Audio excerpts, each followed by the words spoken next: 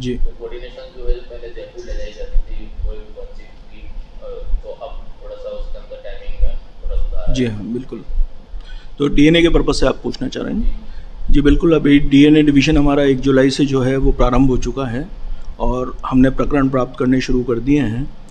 और इसमें ये था कि पहले ये प्रकरण जयपुर जाते थे, अब यहाँ पे डीएनए डिवीज़न खुलने के बाद में अब थोड़ा त्वरित गति से जो है प्रकरणों का परीक्षण हो पाएगा, जिससे कि समय पर हम लोग रिपोर्ट्स दे पाएंगे, जिससे माननीय न्यायालय को जो है रिपोर्ट्स टाइम पे मिल पाएंगी, ताकि वो उस पे जो भी उनका फैसले हैं उनके जल्दी हो सकें।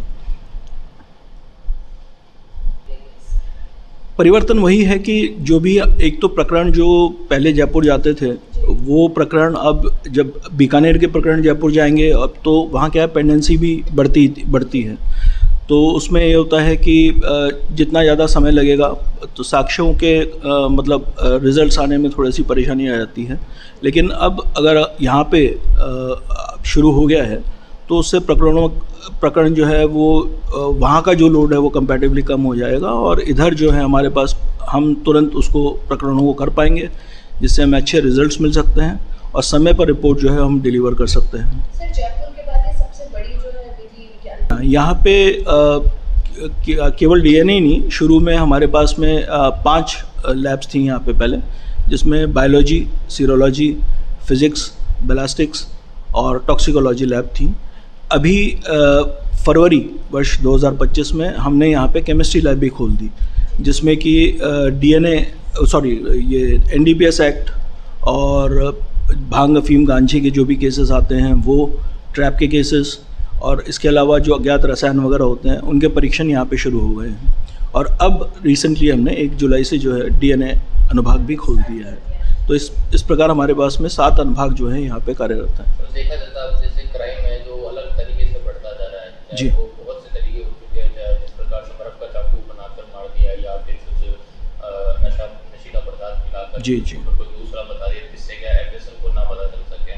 तो ऐसे कौन से चैलेंजेस है जो देखने को मिलते हैं आपको खत्म हो चुके हैं? चैलेंजेस तो देखिए जैसे जैसे साइंस हमारी जो तरक्की कर रही है, जिस तरह से साइंस में अलग अलग डिवीजन ये परिवर्तन आ रहा है या नए इंस्ट्रूमेंट्स हमारे पास आ रहे हैं, तो उससे साक्ष्यों को एकत्रित करना और साक्ष्यों पे कार्रवाई करना कंपैरेटिवली इजी हो गया है पहले के कंपैरिजन में। पहले अब हमारे पास बहुत अच्छे सोफिस्टिकेटेड इंस्ट्रूमेंट्स हैं और इसके अलावा ठीक है कि क्राइम भी उसी हिसाब से जो है, क्रिमिनल भी एक कदम आगे रहने की कोशिश करता है, लेकिन पुलिस की प्रॉपर इन्वेस्टिगेशन और टाइमली रिपोर्ट्स और हमारे जो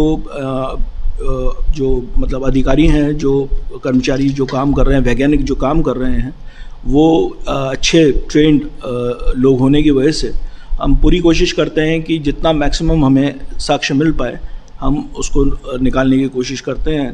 तो इसका बहुत बड़ा फ़र्क पड़ता है, पुलिस को भी इन्वेस्टिगेशन में मदद मिलती है और एक साइंटिफिक जो एविडेंस है वो बहुत इम्पोर्टेंट हो जाता है कोर्ट के लिए भी। सर भारतीय दंड संहिता जो नई आई जी, भारतीय न्यायिक अब जो नया BNSS जो लागू हुआ है उसमें बहुत इम्पोर्टेंट प्रोविज़न ये किया गया है कि 7 साल या 7 साल से ज़्यादा की जितनी भी सज़ा वाले जो केसेस हैं उसमें मैंडेटरी कर दिया गया है कि फॉरेंसिक की जो टीम है उसको घटनास्थल पे बुलाया जाए।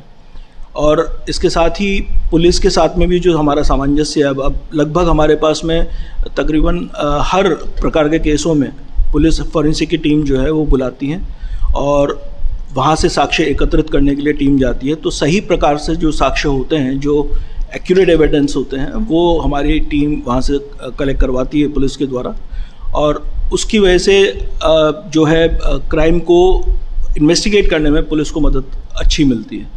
तो पहले इतना नहीं था, लेकिन अब भारतीय जो दंड संहिता और न्याय संहिता जो है उसमें बहुत क्लियर कट ये बता दिया गया है कि फॉरेंसिक की टीम और forensic investigation is very important. Sir DNA की जांच यहाँ पर नहीं, बीकानेर में 1000 से अधिक पेंडिंग, अलग अलग डिविजन्स की बात कर रहे हैं आप। जी अभी डीएनए में ऐसी कोई पेंडेंसी नहीं है, डीएनए तो अभी शुरू हुआ है।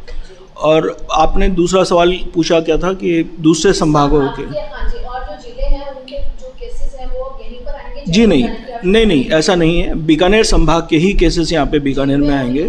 जी हाँ, बीकानेर संभाग में हैं गंगानगर, हनुमानगढ़, चुरू, जी तो ये सारे जो ज़िले हैं बीकानेर से जुड़े हुए, उनके केसेस हमारे पास में यहाँ आएंगे।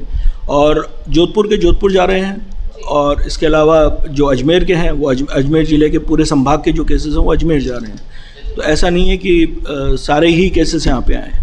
एम्बुलेंस की बात करें, जैसे कि अपराधी जो होता है रिवॉल्वर तो यहाँ राजस्थान से ले ली, और जो गाने होते हैं यानी कि गोलियाँ उत्तर प्रदेश से मंगाता है। जी, तो उस प्रकार से देखा जाए तो यहाँ आप कैसे पता करते हो कि ये गोली है नंबर, क्योंकि उनके कोई नंबर नहीं होता है, क्योंकि वहाँ पर तो घर के अंदर ही बनती है। हाँ देखिए, बैलिस्टिक डिवीज़न में हमारे पास में अलग अलग इंस्ट्रूमेंट्स हैं। उनके जो हमारे जो एक्सपर्ट्स हैं ये उसकी पूरी जांच करते हैं, और इनके पास में टेक्निक्स हैं इस तरह की जिससे वो मालूम कर सकते हैं। और इस बारे में आप एक्सपर्ट से मैं आपको बात करवा देता हूँ, तो आप ये सवाल उनसे पूछें। आप मेरे से डीएनए के बारे में बात क्या कह रहे हैं? क्या संदेश देना चाहेंगे आप अपराधियों को, सीधा संदेश? बस ये है साहब कि कोई भी अपराध जहाँ भी होता है, जैसे आपने बहुत पुरानी कहावत है कि अपराधी कितना भी चतुर क्यों ना हो, वो कोई ना कोई गलती कहीं ना कहीं करता है, और वही गलती, छोटी सी उसकी गलती जो है वह उसको हम ढूंढ लेते हैं और उससे उसकी पहचान हो सकती है। इसलिए एफएसएल के पास अब जो साइंटिफिक टेक्निक्स, इतनी डेवलप्ड टेक्निक्स हमारे पास हैं, तो जाहिर है कि अपराध करके अपराधी जो है उसका बचना बड़ा मुश्किल है।